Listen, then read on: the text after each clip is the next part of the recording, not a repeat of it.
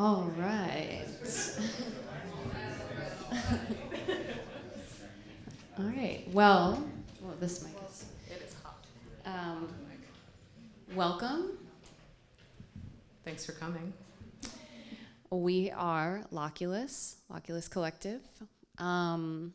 We started, for those of you who don't know us, we started in 2015 as a group of 5 college dance people that were trying to make space in the Pioneer Valley as young artists. And the past 5 years it's really become a platform for Alana and I to make work, curate, and just make things happen that we want to see happen around here.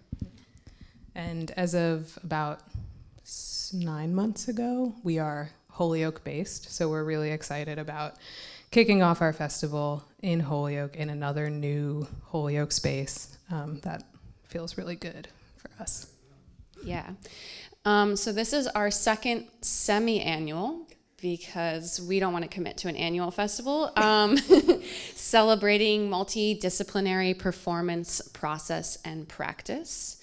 And tonight's show features Laila J. Franklin from Boston by way of DC, Karinne Keithley Syers, local person, and Leah and Amelia from New York with Josie Bettman.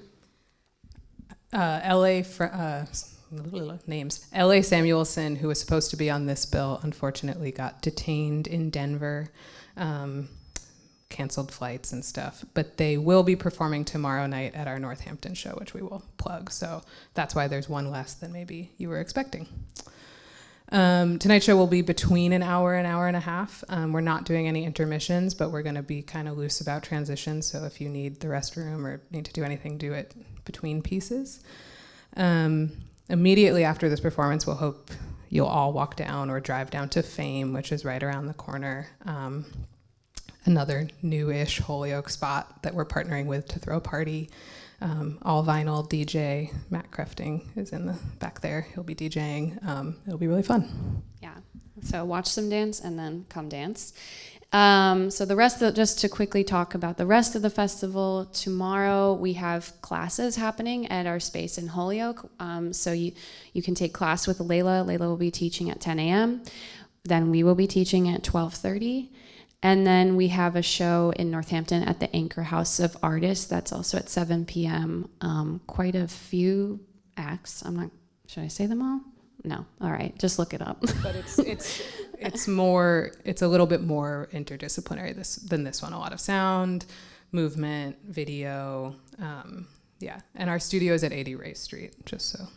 Yeah. Yes, and then Sunday we move up to Greenfield, so we're traveling up the I-91 corridor, and we have a workshop at Looky Here, which is a community art space, and we'll be making a risograph flip book, a kind of exquisite corpse style. So I think it'll be really fun and cool, and we hope you join us for that. Totally free, family friendly. And then after that, Jay Curie, who is in the house, organized some poetry readings by local poets. So, yeah, really all across the board, different artistic mediums. And then just space housekeeping. Exits are illuminated and no video or photo. We have a photographer, and obviously we're at a TV studio, so they will be filming. Thanks. Yeah, thanks and enjoy the show.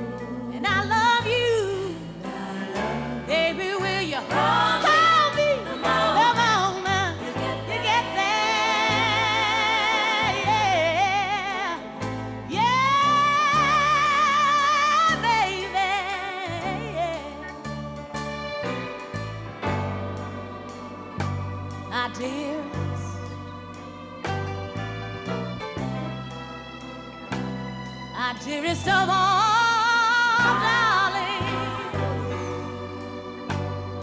I know, I know, I know, I know we've got to part. Baby, baby, baby, baby, baby, it really doesn't hurt me that bad. Yeah, because you're taking me with you.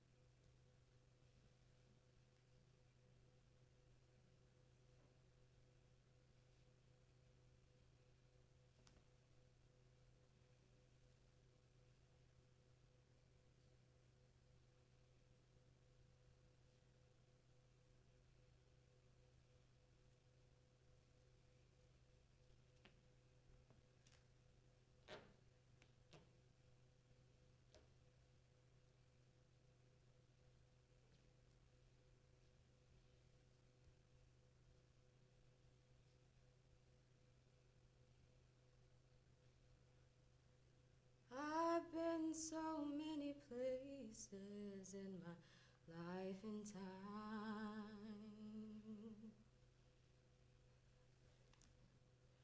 I sung a lot of songs, I made some bad rhymes. I've acted out my life in stages with 10,000 people watching. We're alone now, and I'm singing a song to you. I know your image of me is what I hope to be. I treated you unkindly, darling, can't you see? There's no one more important to me. Baby, can't you see through me? We're alone now, and I'm singing a song to you. Taught me precious secrets of a true lover, withholding nothing. You came out in front when I was hiding.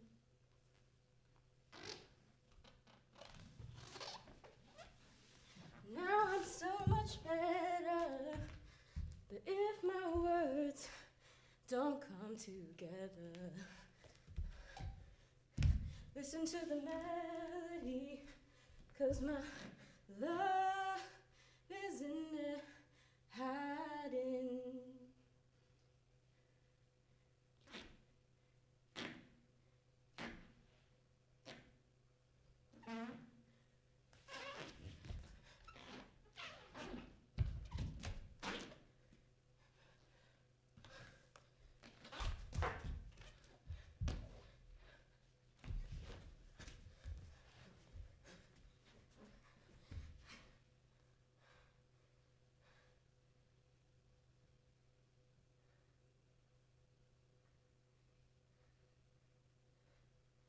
I love you in a place where there's no space or time. I love you for my life. You're a friend of mine. And when my life is over, remember, we were together. We were alone, and I was singing this song to you. We were alone, and I was singing this song to you. We were alone, and I was singing this song.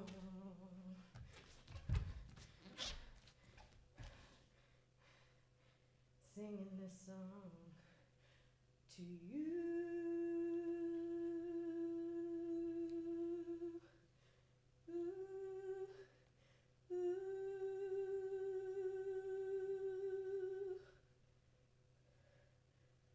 And now the end is near, and so I got to face the final curtain. Friends, I'll say it clear and state my case, of which I'm certain. I've lived a life that's full. I've traveled each and every highway and more, much more than this. I did it my way.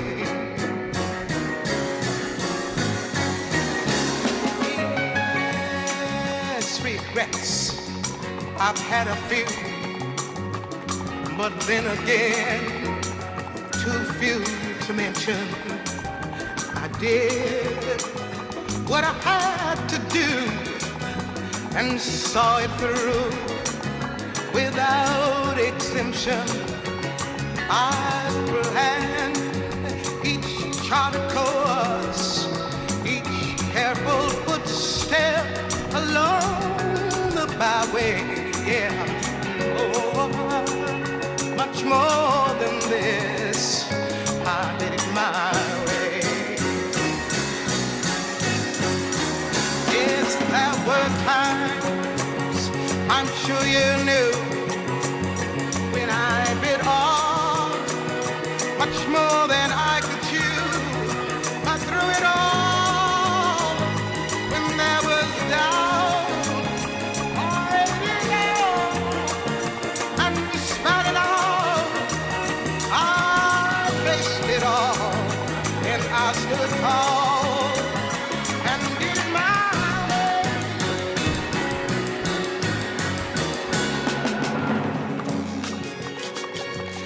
I've laughed and cried, had my fill, my share of losing. Now tears subside. Found it all so amusing to think I did all that, and may I say, not in a sly way. Oh, no, no, no, no, not me. I did it my way. What is a man? What has he got? If not himself, then he has not to say the things he truly feels. Not the words of one who needs. Record shows I took the blows and did it my way.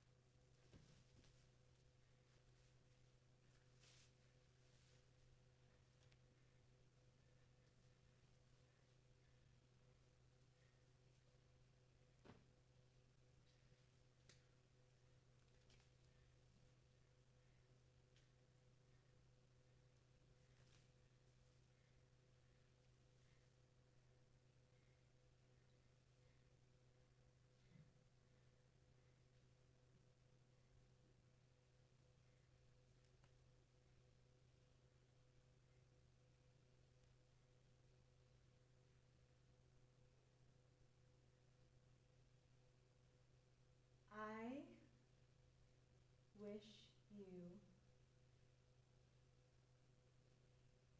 bluebirds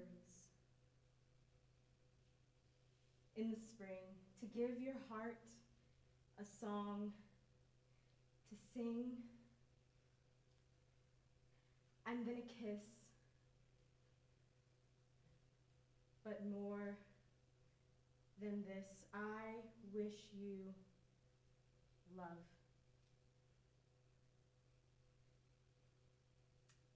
And in July, a lemonade to cool you in some leafy glade. I wish you health, but more than wealth, I wish you love.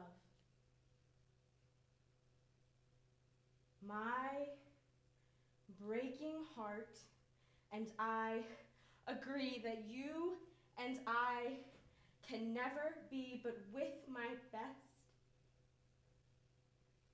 my very best, I am setting you free. I wish you shelter from the storm, a cozy fire to keep you warm, but most of all, when snowflakes fall, I wish you love, but most of all, when snowflakes fall, I wish you love.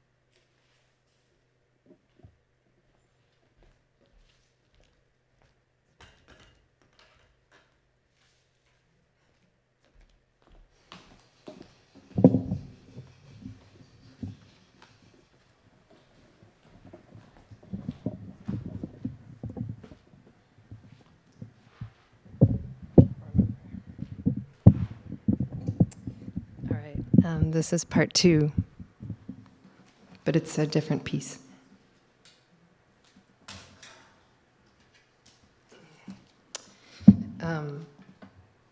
More marking of the dead.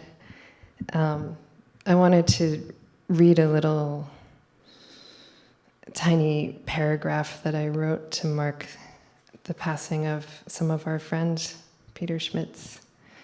But it was embedded in this thing that I spent a year writing, just sort of coming and writing a paragraph each day, following a template. So I'm going to read some of how it starts before I get to Peter's wave, the wave to Peter. This is called The Clouds, Agnes or The Clouds, but I'm actually only reading the clouds part.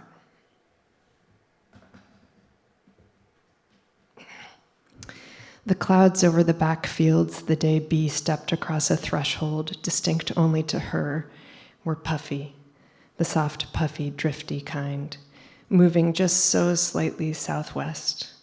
It was a soft drifting time of year for everything, not just the wind.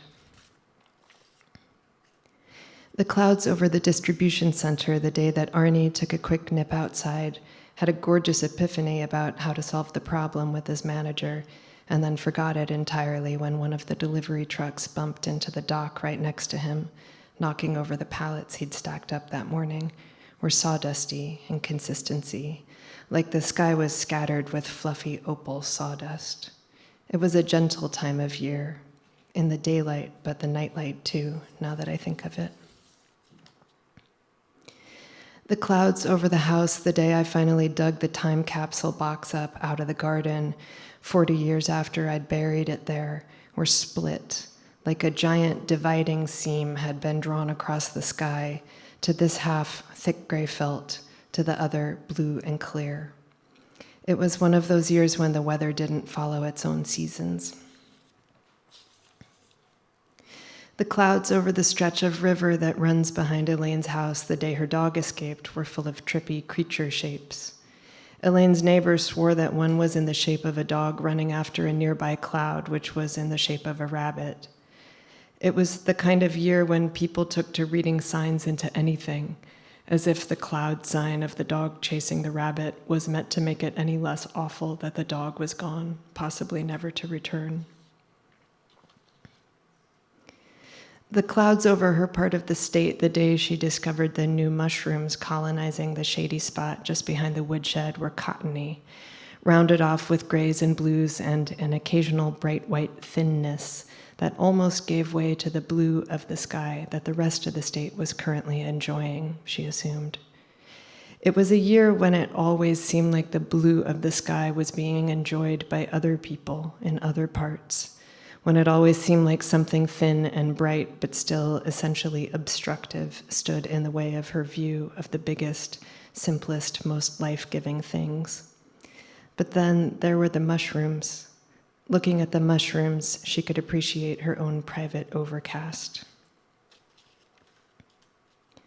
The clouds over the Supercenter clearance warehouse the day that Ellen realized she was at least a few months pregnant when she suddenly started miscarrying in the middle of the garden aisle were thin and faint, not at all like the lining of her uterus, which had been piling itself up for months and was unbelievably rich and loamy, something you only really find out when you have to keep running to the bathroom to change pads as blood matter, the texture between thick syrup and a felt mat drops out of your body with the abandon of a glacier calving.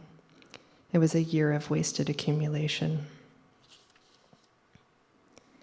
The clouds over the place where Adam Emery went to hide after he kissed Mick Rubin were puffy, an exact picture of the claustrophobic, clutchy feeling in his lungs that outlasted the rush and the awkwardness. Puffy the way clouds are when they're about to bust. It was the last year of hiding for Adam, though he never grew out of the impulse to hide himself in moments like that. Not because he didn't want it to be seen, but so he could have his entire weather of feeling to himself. The clouds visible through the skylight window over the bathroom when I woke up to pee were almost purple, even though it wasn't even close to dawn. I sat on the toilet and looked at them, and when I went back to bed, it took a long time to convince myself that it wasn't a dawn purple, that it was somehow a moon purple, that I should go back to sleep. I lay in bed counting inhales and exhales slowly in the dark, trying not to let the brainwaves of my sleeping husband and child latch on to my alertness. It was a winter of simulated sleep breathing, of hiding awake.